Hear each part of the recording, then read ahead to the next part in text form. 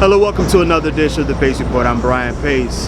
As you know, over the last 15 years, I profile and interview musicians that have and are making a difference in Black American music.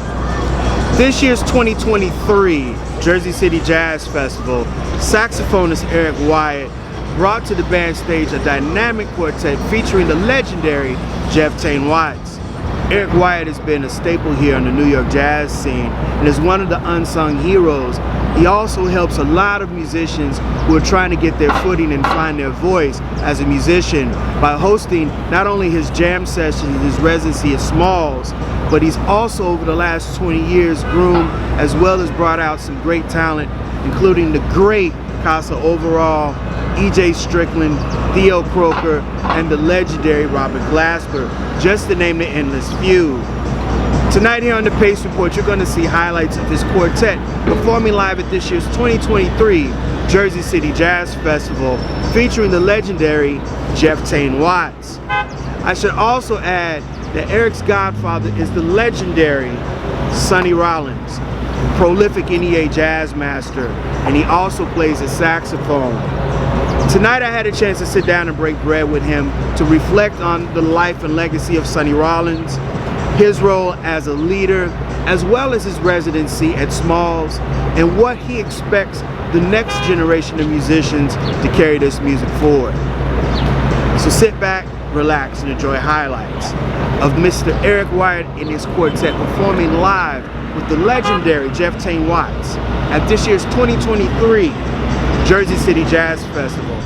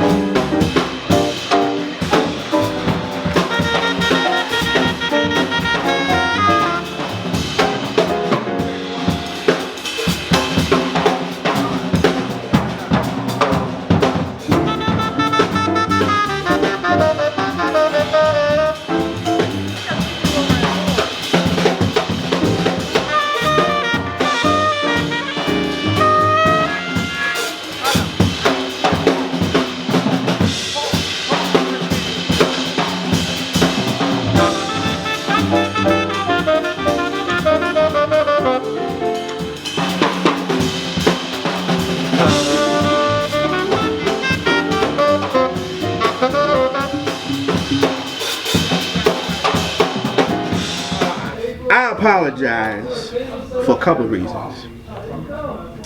You should have been on this show about 5 or 6 years ago. But life is about moving forward. Yeah, and let me just say this. I saw what you were doing. Yeah, you're right. But you know what? It's so many things that be happening, and you be at the tip of it. And I see sometimes, yeah, my thing might not have been as popping, and here's something popping, and you're trying to be on the cutting edge and catch it. And by you taping somebody and seeing me standing right there, say, damn, I should have got Eric been doing this, but I never bothered me because I knew you'd get around to me. Yeah, yeah. In my mind, I said, when I got the right thing, which was tonight. Yeah. This was. Yeah. No, this was. Yeah, this was it. This was it. This was one of them things. Yes, and you came and bam, you copped it. So I don't never really hold a grudge or be like, man, why he don't take me? Why he don't take me? And I've helped her, like like you said, all the things you just said, Samara on my record, and different Sonny being my godfather. All that stuff is real, but it's my life, and life. Yeah. You know how life be moving. You don't sit back and be gauging that, like why he ain't, why this cat ain't. You know. So here we are, we making it happen. And I couldn't have asked to see you at a better time. When I saw you coming in with that, I said, oh. You answered my call. Because I've been calling people, hey man, can you come by? I said, there's no way I can come do this and not get this. Not get this. All the stuff I done sweated through. Ain't no way you gonna not let me get, I mean, I play a small, I got 1 million videos. But this was special, and I'm glad you came, brother. Yeah, another thing too, and we have to say this, every week you host your set at Small. So not the world, every week, but every other week. Yeah, every other week. Every month, I'm gonna be there. Right, you're gonna be there, and that's like when I go and check out the music scene in New York. Right. I always stop through and see Small, and I see you doing your thing. Right. And you done seen me many times. Yes, and the fact that what you're doing is very important, because one of the things that you have done is you've helped curate some young musicians that are doing their thing. I'm going to give you some names. We got Theo Croker, Robert Glasper, Kassa Overall, E.J. Strickland. There's a list of people that you showed love in the beginning of their career. What does that do to you as not only just a musician, because now it's the each one teach one thing. What is it now that you want the next musicians to do as far as carrying this legacy on the band stage? You got to understand, look at the people that are so great, that are gone already. Gone. I'm talking about Wayne Shorter, I'm talking about a whole lot of, Jim Brown, not even music, but Eric Belafonte. Come on, man. And that brother that was here, Damion Reid, he was tight with that cat. He has pictures online with Harry, like he's his son. I mean, hugging him. He was on Broadway with him. But no, man, what it is, see, I feel blessed that I grew up in a house where my dad took me and drove musicians that played in Sonny Rollins' band as a child. I used to hang out with my father, and some of his activities was driving cats to Sonny's gig at Larry Ridley, not John Hicks, Albert Daly. My father used to drive them certain cats to gigs. I met Miles. When I met Miles, how my dad don't pay to go in, how he goes to the door and says something, and we in. Then we go to the dressing room line. You know how long lines are. You get it. You try to get it, and the line is from it. And he's saying, tell Miles that Charles Wyatt is here. And I'm like looking at my dad like, man, why is he gonna stop this and let you come in? But out of nowhere, then the guy goes to the door. He says, tell him, oh wait, you gotta wait. And then next thing you know, 5 minutes later, we're passing all the people that are waiting, and we're going in. So my thing was like, once I got to the level of playing, And I met a lot of these young new guys, as you said, because school has created this overflow of talent. And these young cats were coming to, I decided, like I was coming up, I was older than them. And I got in on the New York scene because I'm from New York, so the clubs know me. Like, you know, you live in the neighborhood, they see you all the time. You ain't from out of town. And then when the cat from out of town move in the neighborhood, you say, oh, so-and-so, you live over here. I was able to talk to the club owners when I was trying to create work for me in the neighborhood. Because the music used to be in the neighborhood. It wasn't in the village. It was down there, but you didn't go down there. You couldn't get in. They didn't show you. So it was in the neighborhood. All them Harlem clubs.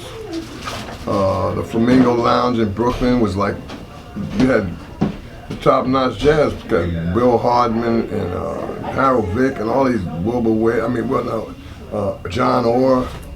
You had a lot of these elders playing in the neighborhood. I decided when I get a gig, I told the owner, I'm gonna play 2 sets, and let me take the 3rd set and turn it into a jam session. Let these young guys play. Since you got food, if you could give away some food, like rice and salad and chicken or whatever, because he used to have a platter thing. I said, why don't you have something set up where the guys in the band that play can eat? I said, these cats are gonna come in here to eat for nothing. But they're gonna buy drinks because the food is spicy. There's no way they're not. I was able to talk this club owner into having, it was a place called Pork Knockers, first of all. His Jamaican brother, and he had just opened up and he had really no crowd. And I had just stopped in there. I had just made my first CD called Godson. It was a CD produced by King Records. It features Al Foster, Rufus Reid, Mark Soskin, Cat Guilherme Franco on percussion, Dan Kostelik on organ, and the producer Shinobu Ito. And I felt blessed that I was able, Sonny Rollins initiated that with a Japanese. I was able to talk to a label because Sonny, when my father passed in '89, I'll never forget that he started calling me. I feel blessed that I've had that kind of life, that he starts calling me. He said, if you need anything, I got you, I'll help you. So somehow a record situation occurred where they said, could you get him involved? So Sonny agreed to come and talk about my dad and my life, knowing me. And that's when he said that I was his godson, because they wanted to call the record Eric Theodore Wyatt or Eric Walter Wyatt. They were trying to use his name. They were trying to connect him to me. He said, no, we're not gonna fake nothing. He's the son of my friend, which makes him like my godson. So that's how that came out. But when I started the gigs, man, I realized I wanted to help these brothers and see, and in turn, it was a blessing for me to find out who plays well. I let them play at the jam session, but I told the club owner, let them guys come in here and eat, because literally guys would come to the club and just go straight to the food, because you ain't got to pay. So now you eating and the band's swinging. Now you want to play. You got to buy a drink or something, and it kind of festered to where they had a platform and a forum that they were welcome, and there were levels of players, Robert Glasper, Keon Harrell, there's 2 young brothers that live in LA now, Chris Lowry and Wes Lowry. And Wes used to play with me at the Flamingo when he was 16, when he first came to New York. He had a weekend gig with me for about 3 or 4 months. These young brothers I was seeing like, they needed, because I had got opportunity, but I used to have to go play around the elders. If you didn't play on a certain level, they'll call tunes and change keys on your ass. They want to test you. But I didn't test them. I just wanted to see could they play. It was always good energy and a lot of respect. And I felt like it worked in my favor, because now a lot of young cats would come to New York looking for me, telling me so-and-so told me I need to play with you. Okay. And some did and went on to do great things. They don't owe me nothing. They don't owe me nothing. It's nice if you reciprocate, because they know how hard it was to get a shot. Playing this music, it's not easy. Some cats will be nice to you, some cats won't. But I've always felt good doing it. I think my karma is real cool with younger people, and you know, I think that you gotta give, you know, you gotta give a little, and you get a little, because jazz is not promised that you're gonna become famous, you know, or they're gonna make you the star, you know. You're gonna make people they pick, and you say, why has he got all the gigs? Why she got all the gigs? But you can't really get caught up in that, man. You gotta focus on you. And look at the band I had tonight, Jeff Watts. You know, Jeff Watts ain't just gonna play with it.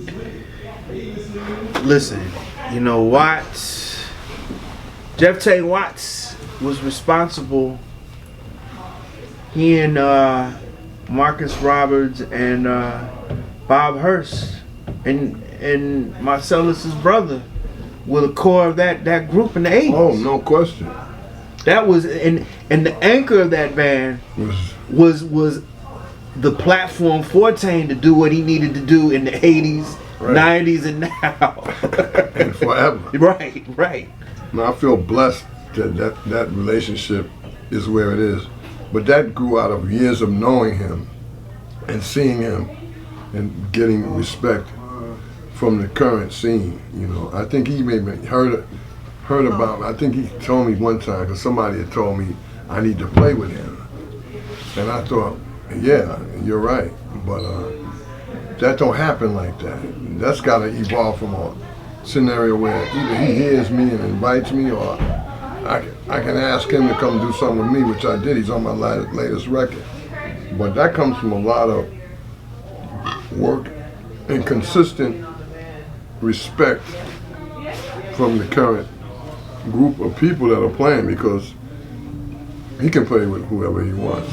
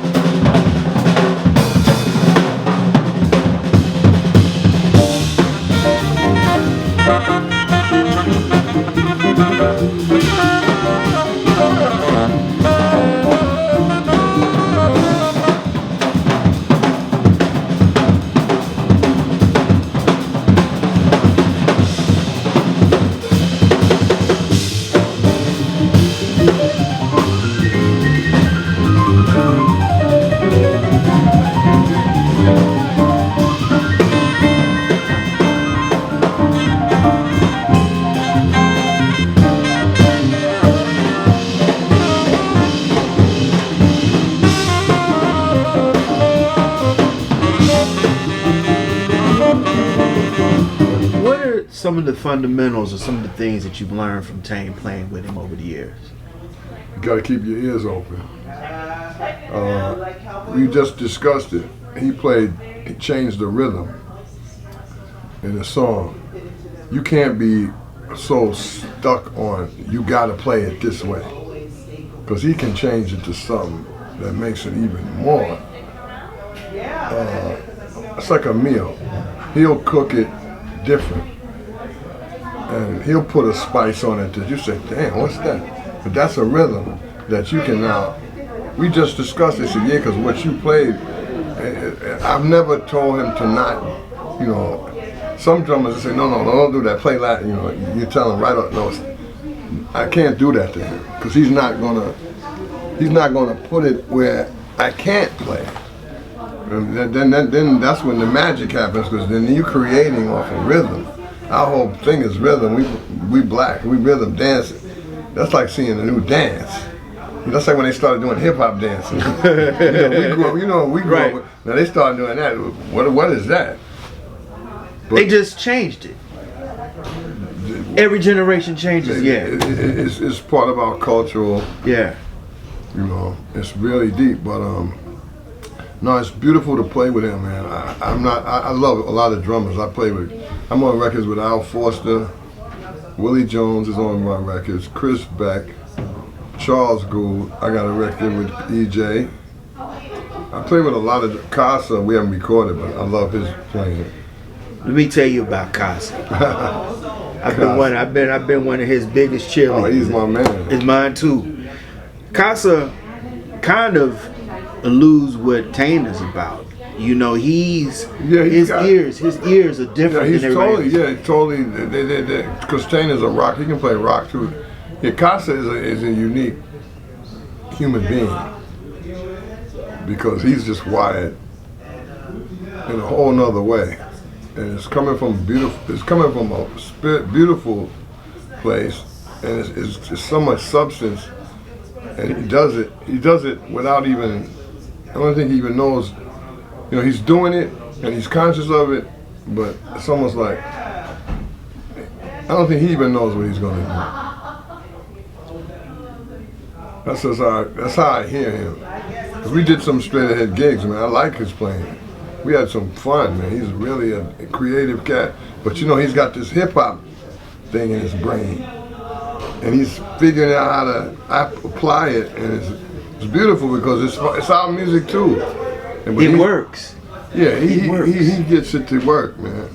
And then his singing is so different. That he's not no singer, but he comes up with lyrics that make sense. It says a story, and then his tonality is always kind of cool. It cracks me up because it's like, that's a unique brother, man.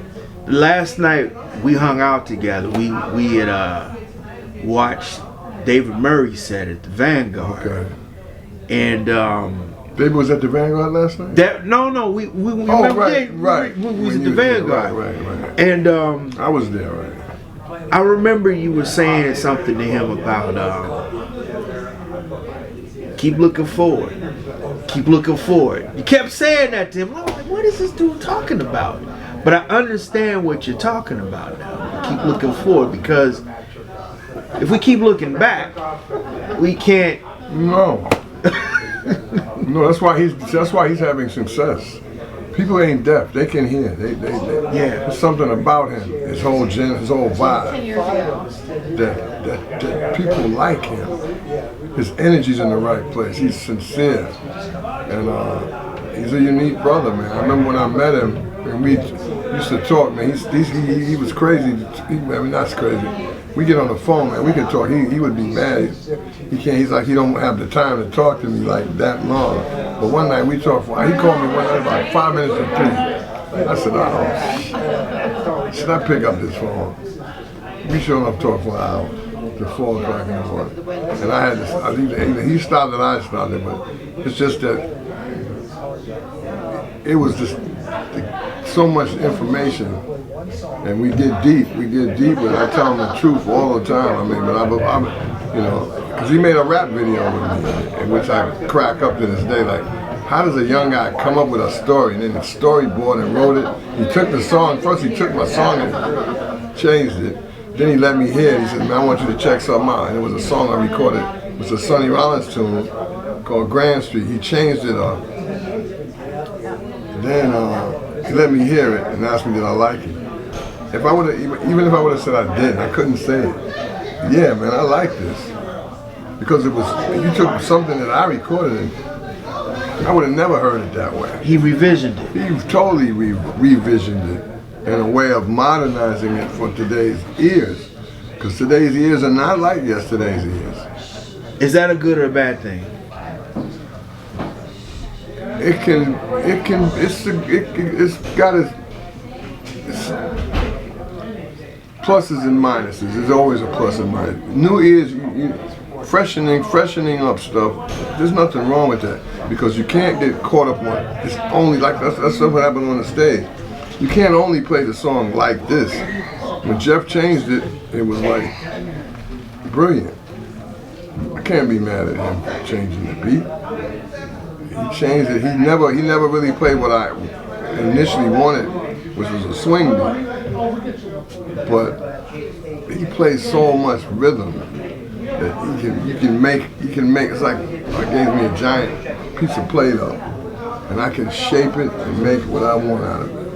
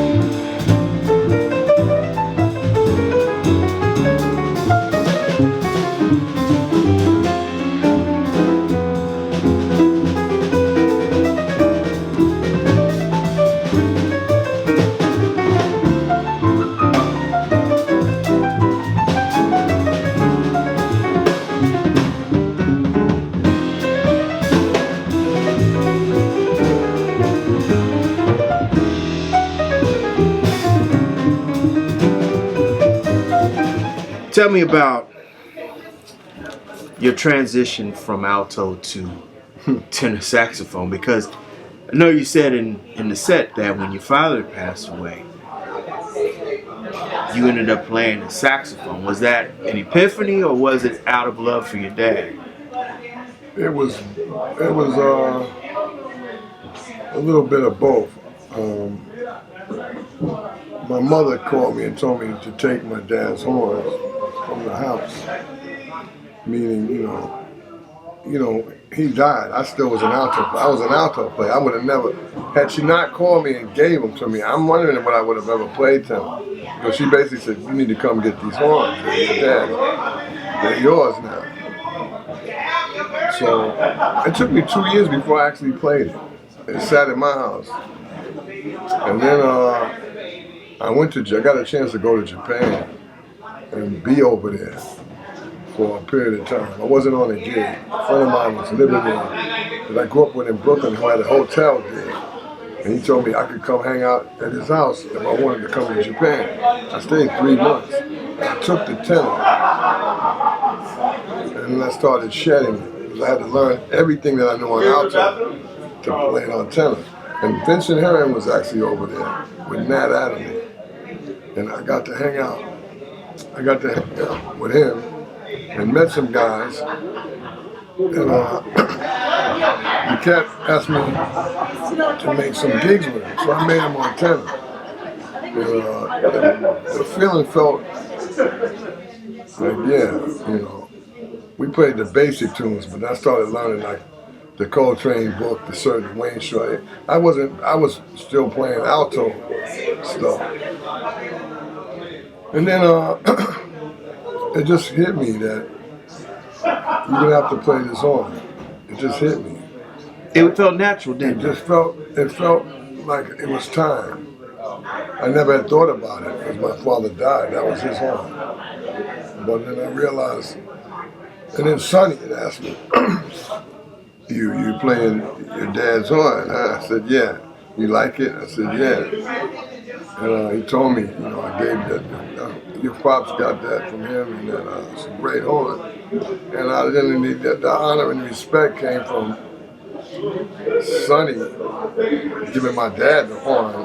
And it's like, well, now I feel like I have to play it. And then when I got the chance to make the record, which was later on, he had asked me, how you doing? I'm checking on you if you need me for anything. And I had gotten to the level of I was a tenor player now. So then that was so beautiful that he was able to acknowledge me and say I was his godson, and my father and him used to play together. And they lived together, they were roommates at one point. He spoke very highly of my dad. My dad could have been playing on the road just like everybody. My dad's problem was he didn't want to leave his family in the projects. Because I grew up in the neighborhood of Mike Tyson, a lot of Brownsville. Rough. He didn't want to leave us all there with my mother and be on the road for 3 months, 5 months. Back then, he didn't talk to me. Those cats were on the road for 6 months. Yeah. They were gone. When they come back, their wife, you might not even have me. I know stories of cats. So my dad was not doing that. So he stayed around. Sonny kind of said, had he not, there's no telling where he could have played. Because they used to talk about music all the time. He told me they were tight. I mean, I know they were because of how my life is now with him in it. Even when my mother was alive. And how he treats my sister, and it's just that they were you can say they were boys. It's kind of deep to say your dad and him were boys, like how you grow up with a cat. It's just because who he is. And but he's a genuine dude, and I'm honored that I was able to get all the information and be blessed. And that's why I help these youngsters, because I know they'll never get close to a guy like that. That was one reason. I said, these guys are never going to meet Sonny or come up and like Glasper. And they was never going to, the way they were coming up. It was school. It wasn't the same. They weren't going to run into them like how them cats grew up. So I helped them. And then I remember Robert telling me he ran into Sonny and he spoke to him. So Sonny likes a lot of them. He just talked to Samara. He heard on he called, he had told me, I want to talk to her. I told her. And I just put them together. They just had a conversation. He loved her singing. He thinks she's amazing. So, you know, I just try to keep the tissue connected. You know, I admired that two cats I hold in high esteem is Charles Tolliver and Stanley Cowell. Yeah. Because Strata East, at the time that they put that together, was so against the grain at a time when fusion was the dominant music, rock was the dominant music, and funk was the rock, was the dominant music. These guys, they just, all the marbles said, y'all do what you do and do it well. And you studied with Stanley. Oh man. That man, I bet brought some. He allowed me to become who I am because knowing that story and knowing he was one of those cats, and my dad's friends with jazz musicians, so I knew how that energy don't change. You know, you met a lot of them. Yeah. That energy. So when you around these cats, you learn. Definitely one of the brilliant minds of the music. And then the label thing alone, they were before their fucking time and didn't even know it. And then it got crazy because of In the Box. Because it was such a big hit. Yeah. Everybody went bananas. They didn't had the business management and organization. Who knows what strategies? It might be Blue Note right now.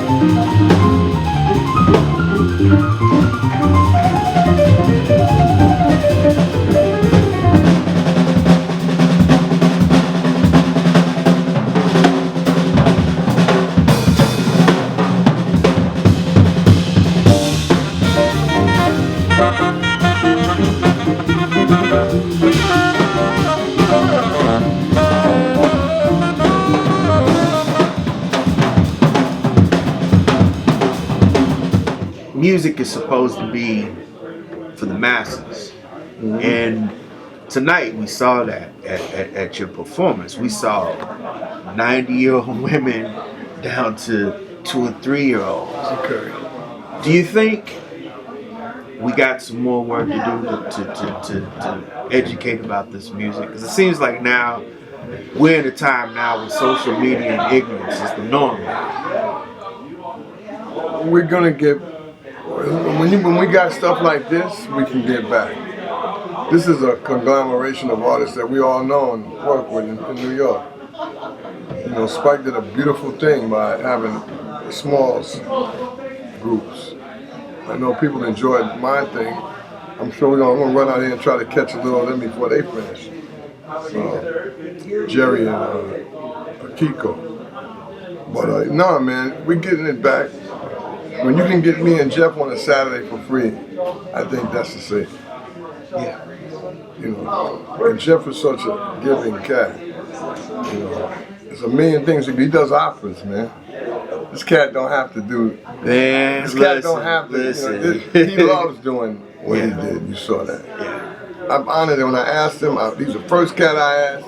Hey man, he said, oh, okay. He's such a nonchalant cat, you know. And I'm like, all right, man, because I got to call you back. But every time I've called him back, yeah, I'm good. We're playing Savannah in September, Savannah Jazz for 2 nights. I feel honored that he's working with me. He's special. I'm always learning. It's a learning thing for me.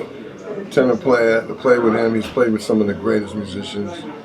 The records he has with Branford are going to be timeless. Right. That shit's gonna be timeless. Right. Those records with Kenny Gadd, those are timeless. Yeah. Those are gonna be, hey there, those are timeless. I feel blessed. Your career is ridiculous overseas. Well, I mean, and it's weird because you look at American audiences and you look at what happens overseas, it's like they're much more appreciative of what you're doing. Sure. But you just have to take it like, when you grow up learning this as a kid and knowing, just keep the lid on it. You know, I love playing abroad. I'm looking forward to making it a return. The trip, I've been to Australia, Malaysia, Budapest, Lebanon, France, Greece, Japan. You know, I've been a lot of places playing under my name, but I don't let it blow me away because I stay in touch with those people. They like me, they see what I'm doing. I like to keep them updated. This will be nice to show them footage. Thank you for coming and filming it, so I can at least have a moment to show them what they can't see when they're not in America. But that felt good, brother. That crowd felt it. I feel honored. Thanking Spike again, man, big time. That was special, man. Eric Wyatt, what does Black American music mean to you? It means life. Heartbeat. You know, it's life. It's our life. I was watching Little Richard last night. I don't know if people know this. A documentary. Wop bop a loop bop a wop bop boom. He made that up. That's his shit. Tutti Frutti. That was a gay little in their community. Tutti Frutti. Yeah. And then Pat Boone took the same record. It made $1 million off that shit. And then he put out Good Golly Miss Molly. I'm sure I liked it. And then he did the same shit. I mean, really, I mean, when I saw that, I was like, wow. And here's something to piggyback on what you said. He's the reason why James Brown had those famous flames and evolved into the funk. He's the reason why Otis Redding, all that, Wilson Pickett, really, all that came from him. He really deserves some kind of like, I mean, I was blessed to open up for him once. I played at a thing for Bill Cosby. We played the cocktail, like people were getting drinks. I had a band with Keon Harrell, Jemiah Williams on drums. All these guys played with Kenny and Joseph Laporte. Little Richard, man, when I saw that, that blew me away, man. That really blessed. I said, wow, this cat, imagine you make a record. You make up some shit that Pat Boone said he had to write the shit down just to say it. He didn't even know what he was saying. Right. But this cat made that up, and then he did the woo. He did his little. He said he used that from like either the gospel singers or something. But he said R&B and rhythm and blues and what do you say? Had a baby and they got rock and roll. But it's just amazing, yeah. For me, black music, yeah. It's life. It's our lifeblood, man. It's our heartbeat. You know, the fact that people can do that to it to show you how great it is. Because he would have been a millionaire back then, but then again, he might not have been able to survive. Because back then, $1 million for a black man, you can imagine, with the Ku Klux Klan and all that other shit. You know, same thing with Sam Cooke. You know how his life, but how great he was. Some great people, man, that left great legacies. But yeah, for me, it's just. Like I said, I'm blessed that my dad's friends were great men, and he carried himself like that. I learned from them, and like I said, I try to treat the next generation. If they don't learn nothing from me, be humble and share, and try to extend a hand to your brother, because you never know. He may become the next Robert Glasper. Who knew that he would? But see, when I met Robert, I told him, we're friends because when I met him and hired him, like this young boy tonight, you got something, man. And don't ever I let him understand that he had something then. He was on some like, I'm gonna get there at Margaret, Anthony Watts. He's nested. Yeah, but you got something, man. Because he used to play little intros. That shit y'all hear as songs and records, that he used to do that at my gig when I was like, ladies and gentlemen. And I'll be looking at him like, what the fuck are you doing? Go on and play it. I don't know why you're doing it, but look at him now. And when I met him, there's no way you could have told him that was going to happen to him. He would have believed you. But he's who he is, and he's done what he's done, and all through the envelope of black radio. Well, I'm just saying, we needed that though. No question. Yeah. But just the fact that he even put that label on it. He wasn't being shy. It's black music. Yeah. It always was. Right. You know, and it probably always will be. There's some great artists out here that are not African American. You know, we've worked with them. That chick Adele, I'm not a super fan. She can sing. She's talented. That's beautiful what she's doing. I got nothing wrong with it. But it's just that, you know, this is coming from our people, man. And it probably will continue. That'll do it again for another edition of the Pace Report. I'm Brian Pace. I'd like to personally congratulate and thank the incomparable Eric Wyatt for his time. Make sure you support his current CD, as well as follow him online at ericwyatt-music.com. Also, I'd like to personally thank the staff and management at Riverview Jazz for putting on a fantastic 2023 Jersey City Jazz Festival. As always, people, I can't stress this more than enough. Please like, share, subscribe, and leave comments on my videos here on YouTube and Vimeo, as well as follow me on social media by way of Instagram, Twitter, and Facebook. Until next time, remember, if it's in the groove, it'll make you move. Until next time, peace.